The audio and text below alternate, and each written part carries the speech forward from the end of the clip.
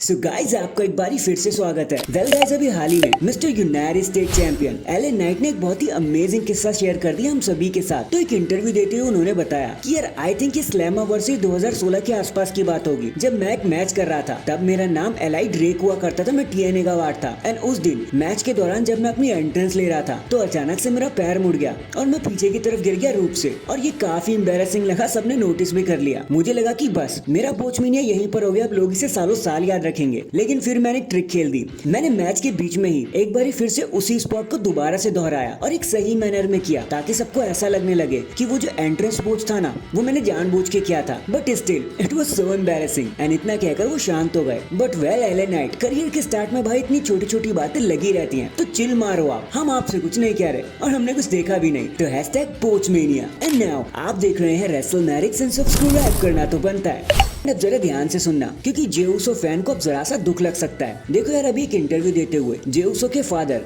Rikishi ने बताया कि जे उसो की बुकिंग से वो जरा भी खुश नहीं है। सी, बच्चा काफी अच्छा कर रहा है, फैंस उन्हें बहुत ज्यादा पसंद कर रहे हैं। रोमन रेंस को नेक टू नेक टक्कर दे चुके हैं, वो समर स्लैम को मेन इवेंट कर चुके हैं, खुद एक अलग पर्सनैलिटी बना चुके हैं। तो अब इससे ज्यादा आपको क्या ही चाहिए? WWE उन पर टेक क्यों नहीं ले रही? एंड देखो, अगर इस उधेड़ बुन में जे उसो WWE को छोड़कर चलेकर AEW को ज्वाइन कर लिया अपना नाम बनाने के लिए, तो इसमें कुछ भी गलत नहीं होगा। एंड इतना कहकर रिकीशी शांत हो गए। वैसे अगर ये बात किसी नॉर्मल बंदे ने बोली होती तो हम इग्नोर कर सकते थे, लेकिन ये खुद जे उसो के फादर ने बोली है, तो इस पर तो डाउट होना बनता ही बनता है। एंड गाइस, ये हल्ला तो वैसे भी पहले से ही कट रहा था कि WWE जे उसो को टाइटल पिक्चर ऑफर ही नहीं कर रही, ये जानने के बावजूद भी कि वो एक मेन इवेंट प्लेयर है, ये जानने के बावजूद भी कि वो खुद को प्रूव कर चुके हैं। बाकी अगर जैसा रिकीशी कह रहे हैं वैसा सच में हो गया तो भाई एक रियल ब्लेंडर हो जाएगा। #USO is all elite। देखो यार, भले ही रेसलमेनिया 41 लॉस वेगस को होने में पूरा एक साल से भी ज्यादा पड़ा हो, लेकिन उसकी प्रिपरेशन तो अभी से स्टार्ट होनी शुरू हो गई है। एंड एक मैच ऐसा है जो फिर से आग पकड़ चुका है, which is Roman Reigns versus the rock. And highly prepare भी किया जा रहा है ये बैक स्टेज में कि कैसे भी करके अगले साल इस मैच को करवा ही दिया जाए। वैसे भी ये मैच रेसलमेनिया 39 से प्लान किया जा रहा था। लॉस वेगस एक इंटरटेनमेंट कैपिटल है, तो वहाँ के लिए मैच एकदम परफेक्ट होने वाला है। But in order to do it, Roman Reigns को जनवरी 2025 तक फ्री होना होगा, जिसका मतलब साफ है कि WWE Roman versus blood line की स्टोरी लाइन को काफी जल्दी एंड कर सकती है, कंक्लूड कर सकती है। ये भी हो सकता है इस साल के एंड होते होते, वरना द रॉक के बीच में आने का कोई मतलब ही नहीं बनेगा। एनसी इन चीजों पर यकीन किया जा सकता है, क्योंकि देखो हमने पास्ट में देखा भी है कि कैसे ये सारे मैच, ये सारे main events specially for WrestleMania महीनों पहले सेट होने शुरू हो जाते हैं और बाद में जाकर ये सच भी निकल जाते हैं। तो शायद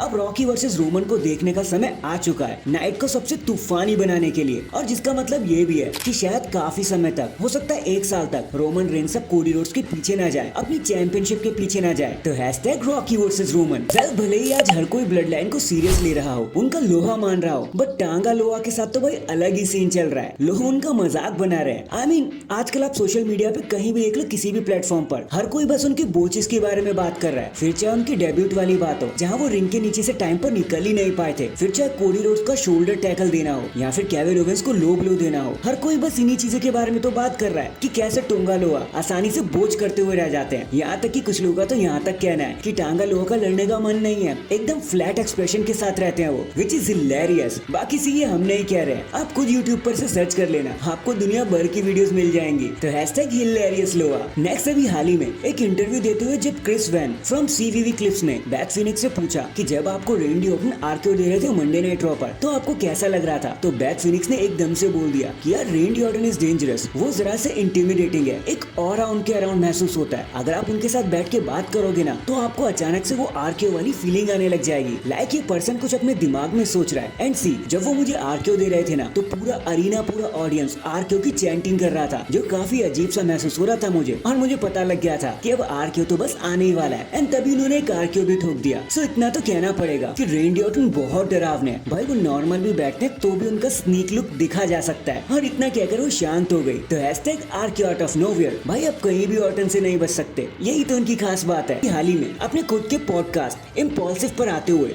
लोगन पॉल ने बताया कि देखो, मुझे रोमन जैसे लोगों से बहुत जलन होती है। To be honest, I mean Roman जैसे लोग रिस्क भी नहीं लेते, कोई हाई फ्लाइंग मूव नहीं करते, अपनी बॉडी ऑन द लाइन भी नहीं रखते, बट स्टिल उन्हें लाउडेस्ट पॉप मिलता है, इज्जत मिलती है, क्योंकि लोग उनकी स्टोरी लाइन्स में इतने ज्यादा इन्वॉल्व एंड इंडल्ज रहते हैं। और हमें ही देख लो, हमें जरा सा ओवेशन लेने के लिए अपने पसीने निकाल देने पड़ते हैं। और इतना कि अगर लोगन शांत हो गए, और लोगन भाई आपकी गलती नहीं है, रोमन से अपनी पूरी दुनिया जलती है, तभी तो उन्हें हेड ऑफ द टेबल कहा जाता है। #jealous Logan Paul. In the end चलो let's talk about Alexa Bliss now. I mean एक बार आप खुद सोचो, समरस्लैम उन्हीं के होम टाउन में हो रहा था, उन्हें एज अ मदर काफी ब्रेक भी मिल गया, तो समरस्लैम एक परफेक्ट जगह हो सकता था उनके रिटर्न के लिए। तो आखिर WWE ने वहाँ क्यों नहीं बुलाया, वो वहाँ पर क्यों नहीं आई, एक स्पेशल अपीयरेंस भी दे सकती थी, लेकिन वैसा कुछ भी प्लान नहीं हुआ। हालांकि एलेक्सा ब्लिस ने आने में अब बस कुछ ही समय बाकी है। देखो उन्हें तो सर्वाइवर सीरीज तक में एक्सपेक्ट किया जा रहा है, बट फिर भी अगर वो समर स्लैम में आते ना, तो वो एक परफेक्ट चॉइस हो सकता था। बट चलो, हमें तो इंतजार करना ही पड़ेगा। So that is it guys, अभी के लिए तो बस इतना ही। आप मुझे बताना कि आप भी रोमन रेंज से जलते हो लोगन पॉल की तरह, क्या आप भी उनको इतना ऊपर देख के सोचते हो कि काश मैं भी वहाँ पर होता? कमेंट करके जरूर बताना। एंड अगर चैनल पर नए तो चैनल को अभी लाइक एंड सब्सक्राइब कर दो। बाकी मैं मिलता हूँ आपसे किसी और अपडेट के साथ, तब तक के लिए अपना ख्याल रखें और खुश रहें।